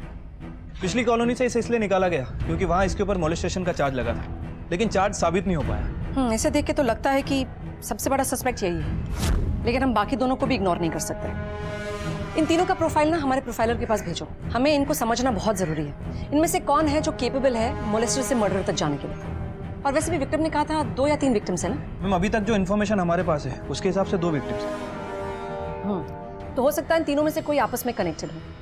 ऐसा कोई कनेक्शन है या नहीं ये जानना बहुत जरूरी है हमारे लिए। मैम क्योंकि हमारे पास अब सस्पेक्ट की लिस्ट है, मुझे लगता है कि विक्टिम्स को हमें सस्पेक्ट की फोटो दिखानी चाहिए। हो सकता है कि फोटो देख के उन्हें कुछ याद आ जाए। गुड आइडिया, गाड़ी निकालो। Okay ma'am.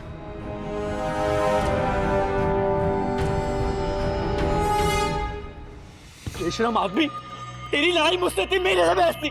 मेरे शेर ने क्या बिगाड़ा था तेरा? बोल, क्यों मारा तूने उसको? दिमाग खराब हो गया तेरा। कौन उल्टी सीधी बातें बता रहा है तुझे? अरे सब जानता हूँ तेरे बारे में मैं। कितना सिचोला है तू? 40 साल का हो गया, जवानी कभी गई नहीं अभी तक? नहीं गई। ऐसा था और ऐसा ही रहूंगा। क्या कर लोगे? बताओ क्या कर लोगे? अगर ऐसा रहना है तो ये मोहल्ला छोड़ दो। क्या हो रहा है? क्या हो रहा है? सब बंद करिए बस। अब चलिए अंदर, चलिए अंदर। चुप रहिए आप लोग। लेकिन हम ये भूल जाते हैं कि पुलिस का हर जगह मौजूद होना मुमकिन नहीं है। तो ऐसे में हमारी जिम्मेदारी कहाँ जाती है? आज जब हमारा मोहल्ला, हमारे पड़ोसी हमारे मूल परिवार का हिस्सा बन चुके हैं, तो फिर इस बड़े परिवार की सुरक्षा का जिम्मा भी तो परिवार वालों को ही उठाना चाहिए। लेकिन सतर्क रहने का मतलब सजा देना नहीं। अपने परिवार का ध्यान रखें, लेकिन कानून को अपने हाथ में ना लें। तुम्हारी कॉलोनी वालों का गुस्सा जायज लग रहा है मुझे। हमने तुम्हारी पूरी हिस्ट्री निकाली है। 5 साल पहले भी एक मॉलेस्टेशन का चार्ज, और अब ये। मैम, सबकी तरह आप भी मुझ पर विश्वास नहीं कर रही हैं। 5 साल पहले जो हुआ उसकी सजा अब तक भुगत रहा हूं मैं। मेरी एक दोस्त थी जिसे मैं पसंद करता था, और उसकी बातों से लगता था जैसे वो भी मुझे पसंद करती है। अगर मुझे जरा सा भी एहसास होता कि वो मुझ में इंटरेस्टेड नहीं है तो मैं उससे दूर रहता। उस छोटी सी गलती ने मेरी पूरी जिंदगी खराब कर दी। पर इसमें मेरी कोई गलती नहीं है मैम। पता नहीं शुभ मेरा नाम क्यों ले रहा है। ठीक है, हमें शायद और पूछताछ करनी पड़ेगी तुमसे। शहर में ही रहना। टीम को तैनात रखो चारों तरफ, सब पे नजर रखो, स्पेशली हर्ष के घर के बाहर। गुस्से से भरी कॉलोनी है ये, कभी भी कुछ भी हो सकता है, और हम लोग एक और क्राइम अफोर्ड नहीं कर सकते। मैंने टीम को ऑलरेडी ऑर्डर दे दिया। गुड। और ये इनका क्या हुआ, जो लड़कियों को हमें फोटोग्राफ दिखानी थी? मैम, उन तीनों विक्टिम्स को कह दिया है कि हम फोटोग्राफ्स लेकर आ रहे हैं। तीनों विक्टिम तो 4 थे ना, चौथी का क्या हुआ? मैम, एक इंडिया के बाहर शिफ्ट हो गई है। मैंने उसे फोटोग्राफ्स फैक्स कर दिए, जल्दी वहाँ से रिस्पॉन्स आएगा।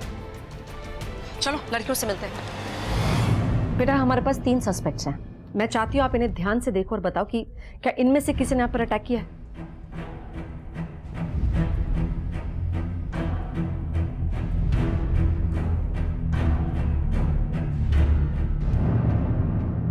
बेटा, हम 24 घंटे सब पर नजर रखें। कोई आपका कुछ नहीं बिगाड़ सकेगा, और जब तक हम उसे पकड़ नहीं लेते हम जाएंगे नहीं। तो आपको किसी से भी घबराने की जरूरत नहीं है। अच्छे से देखकर मुझे बताओ। मैम, हर्ष अंकल तो नहीं थे, वो तो लंबे हैं ना।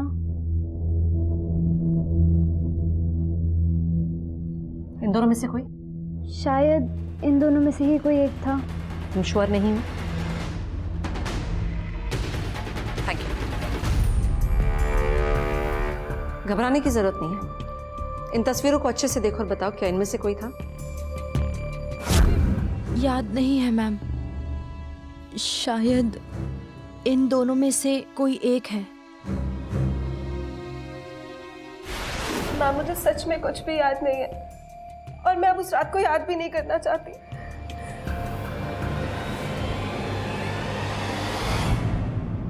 देखो, मैं जानती तुम्हारे लिए मुश्किल है, लेकिन वो हमेशा इतने गुस्से में क्यों रहते हैं? कोशिश करो। कुछ बताना चाहते हो? गुस्सा तो आएगा ही ना सर, क्योंकि उन सालों ने मेरी बहन अर्पिता और मेरी भाभी श्रेया दोनों के साथ। सर, आप कैसे भी करके उन लोगों को पकड़ लो सर। मोलेस्टेशन, ये शब्द अपने आप में ही इतना घिनौना है जिसे बयां करना बहुत मुश्किल है, और इस मुश्किल समय में उनके साथ रहना चाहिए।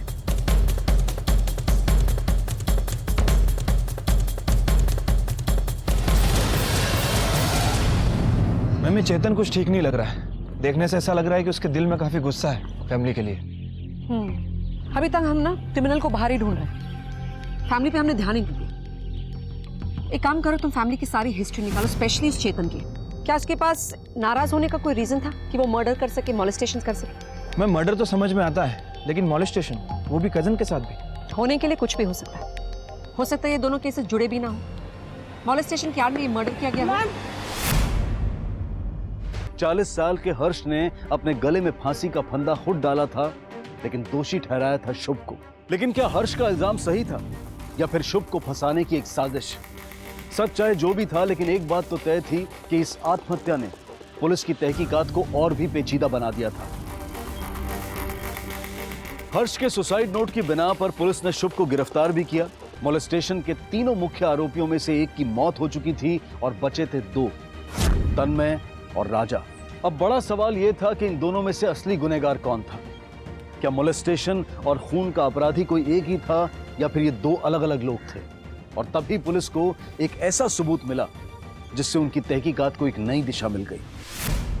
अजीब बात है ना, जब कॉलोनी में श्रेया का मर्डर हुआ और जब मॉलेस्टेशन हुआ, दोनों ही वक्त तुम अपनी आंटी के घर थे। सर मैं यहाँ पे सिर्फ पढ़ाई करने के लिए आया हूँ, मैं कोई क्रिमिनल नहीं हूँ। हर क्रिमिनल यही कहता है कि उसने कुछ नहीं किया, लेकिन पता है तुम्हारे हॉस्टल के दोस्तों ने क्या कहा? उन्होंने कहा है कि तुम शुभ पर बहुत गुस्सा थे। कहीं गुस्से में आकर तुमने शुभ की पत्नी का मर्डर तो नहीं किया? माना कि मैं गुस्सा था क्योंकि मेरी एक्स्ट्रा पॉकेट मनी बंद हो गई थी। फिर ये सोच के मान लेता था कि जितना शुभ भैया ने मेरे लिए किया शायद उतना कोई नहीं करता। तुम्हारी बातें सुनकर विश्वास तो नहीं होता, क्योंकि जब जब कॉलोनी में क्राइम हुआ है तुम आसपास नजर आए।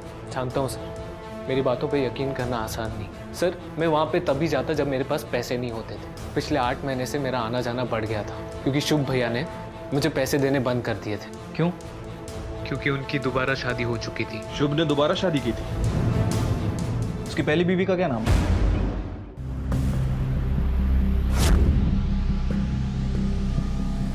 मॉम के घर लौट रहा हूँ। इस घर में मुझसे रहा नहीं जाता, हर जगह श्रेया की यादें हैं। I understand. मुझे ये बताओ, तुमने पहले श्रेया से शादी की, फिर उसे डिवोर्स दिया और फिर से तुमने उसी से शादी की, क्यों? मैम एक्चुअली जब हमने पहली बार शादी की तो हमारे बीच में बहुत एडजस्टमेंट इशू थे। आप समझ सकते हैं, हम दोनों ही मैच्योर थे, छोटे थे। श्रेया की फैमिली में सिर्फ वो और उसकी माँ थी, यानी कि न्यूक्लियर फैमिली, इसलिए वो हमारी पूरी फैमिली में कभी एडजस्ट कर नहीं पाई, तो डिवोर्स लेना पड़ा।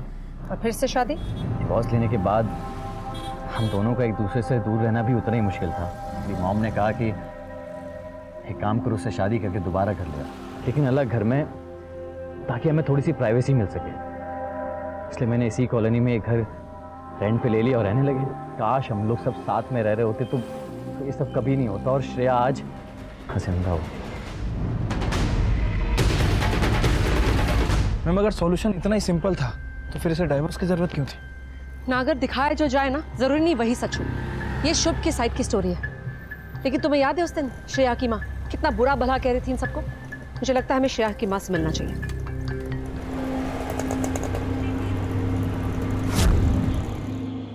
सर मैंने श्रेया को बहुत मना किया था वापस शादी करने के लिए। वो लोग सिर्फ अच्छे होने का नाटक करते हैं, लेकिन एक्चुअल में वो ऐसे नहीं है। और वो माधुरी ऊपर से ना सिर्फ अच्छी बनने का नाटक करती है, अंदर से कुछ और है वो। जब उन्हें पता चला कि श्रेया प्रेग्नेंट है तो हाथ पैर जोड़ने लगे, वापस शादी करने के लिए उसे फोर्स करने लगे। मैंने श्रेया से कहा था कि ये लोग सिर्फ पोते पोते के लिए कर रहे हैं, लेकिन उसने मेरी एक नहीं सुनी। तुम अपनी बेटी से बहुत प्यार करती थी ना? जी हाँ। कमाल है, घर में उसकी एक भी तस्वीर नहीं है। जब उसने दोबारा शादी कर ली तो मैंने उसकी सारी तस्वीर हटा दी। बहुत गुस्सा थी तुम अपनी बेटी से, इतना गुस्सा कि तुम अपनी। मैम क्या मतलब है आपका? मतलब तो तुम निकाल रही हो, मैंने तो अपना सवाल भी पूरा नहीं किया। मैम आपको मेरी बेटी का कातिल इस घर में नहीं, उसके ससुराल में मिलेगा।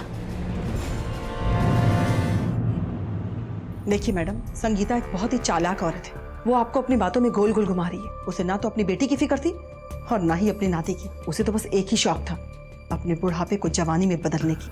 कमाल है, वो भी आप लोगों के बारे में कुछ ऐसा ही कह रही थी।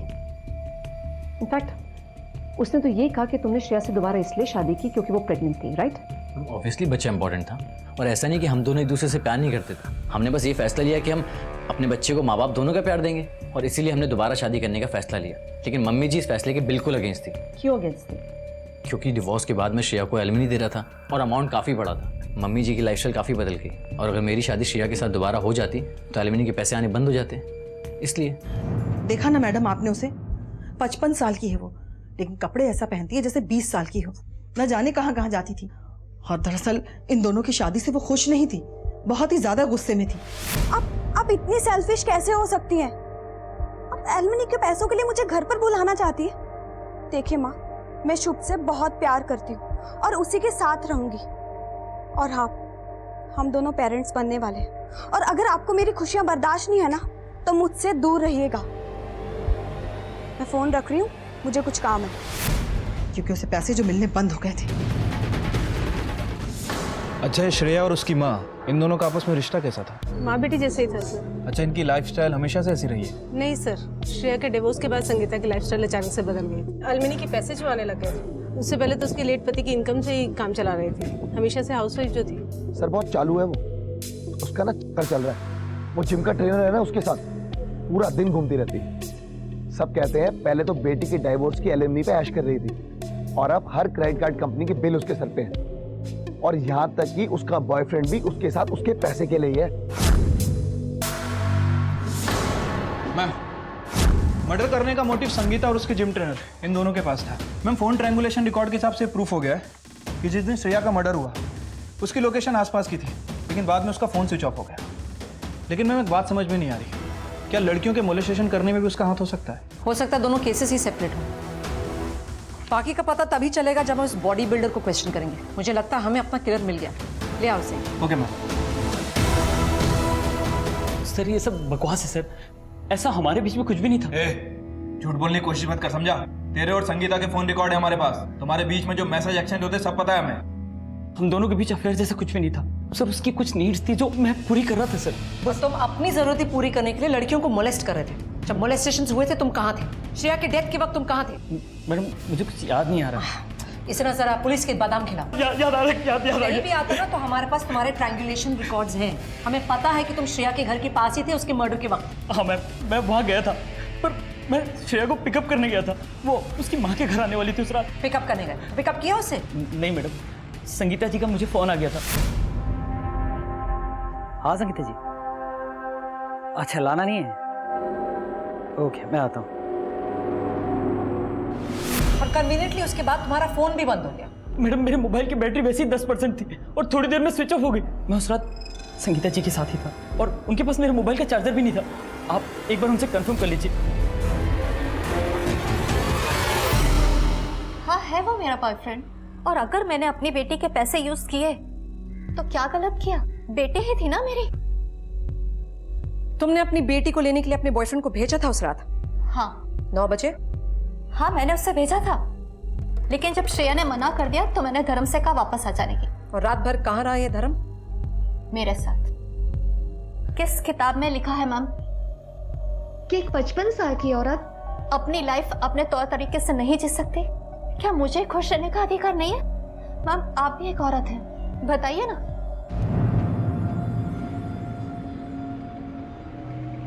मैं इन लोगों से ना और पूछताछ करनी पड़ेगी। अभी तक ये समझ में नहीं आ रहा है कि इनमें से कौन सही बोल रहा है कौन नहीं। सब एक दूसरे के लिए कवर कर रहे हैं। मैडम मेरा बेटा बुरा नहीं है, पता नहीं किसी के संगत में आकर उसने ये किया।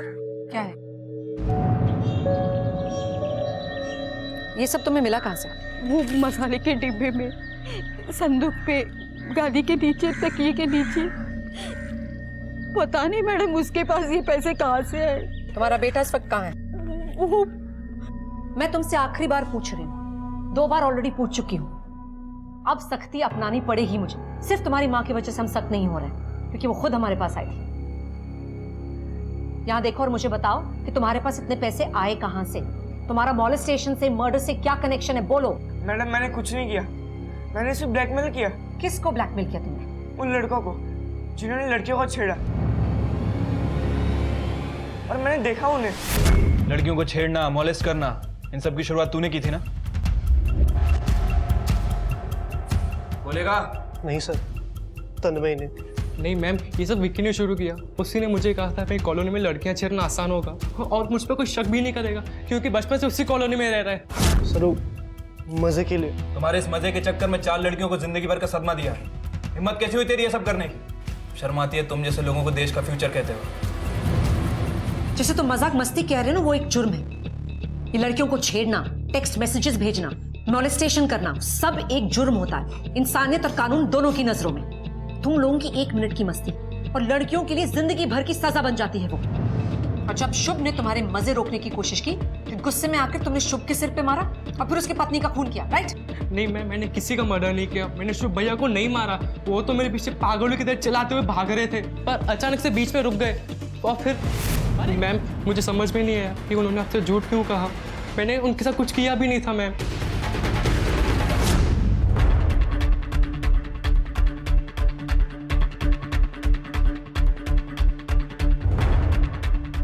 मैडम तुम लोग तो ज्यादा ही चालाक निकले। सारी प्लानिंग तुम लोगों ने की और सस्पेक्ट्स बने कोई और। वाह! लेकिन एक बात मुझे बताओ कि अपने ही बेटे को मारते हुए तुम्हारे हाथ नहीं कांपे? कॉलोनी में मोलेस्टेशन के केस हो रहे थे और उसकी आड़ में तूने अपनी बीवी को मारा। मैं बताता हूँ ना सर। सर मैं श्रेया को नहीं मारना चाहता था सर। सर पर मेरी माँ ने कहा कि बस एक ही तरीका है, कर दो, या तो मैं अपनी माँ को चुनूँ या श्रेया को।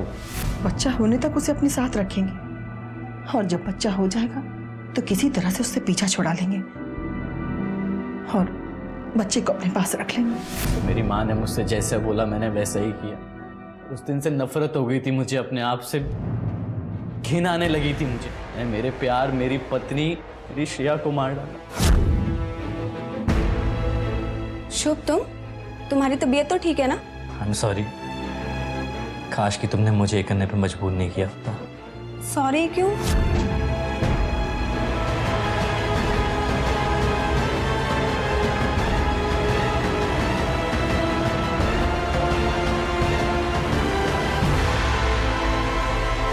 सर मैंने बहुत गलत किया है सर, तो माफी मांगने के लायक भी नहीं है सर। मैंने बहुत गलत किया सर। कैसा प्यार है ये तुम्हारा जिसने तुम्हारी बेटी की जिंदगी ही बर्बाद कर दी? मैडम मेरी गलती नहीं थी, गलती उस श्रेया की थी। जब से शादी होकर के आई थी मेरे बेटे को मुझसे छीनना चाहती थी, मुझसे अलग करना चाहती थी। मैंने अपने बेटे को इतना जद्दोजहद से पाल पोस कर बड़ा किया और उस महारानी को एहसान किया क्या तुमने अपने बेटे पर? एहसान किया है? अपने बेटे को तुमने मोहरा बना दिया और उसी से उसकी पत्नी का खून करवा दिया और नतीजा क्या हुआ? हाँ, अब तुम्हारा बेटा सड़ेगा जेल में जिंदगी भर के लिए और तुम भी। और तुमने ये सब पोते के लिए भी किया था ना, और अब वही पोता जिंदगी भर रहेगा माँ बाप के प्यार के बिना, सिर्फ और सिर्फ तुम्हारे प्यार की वजह से।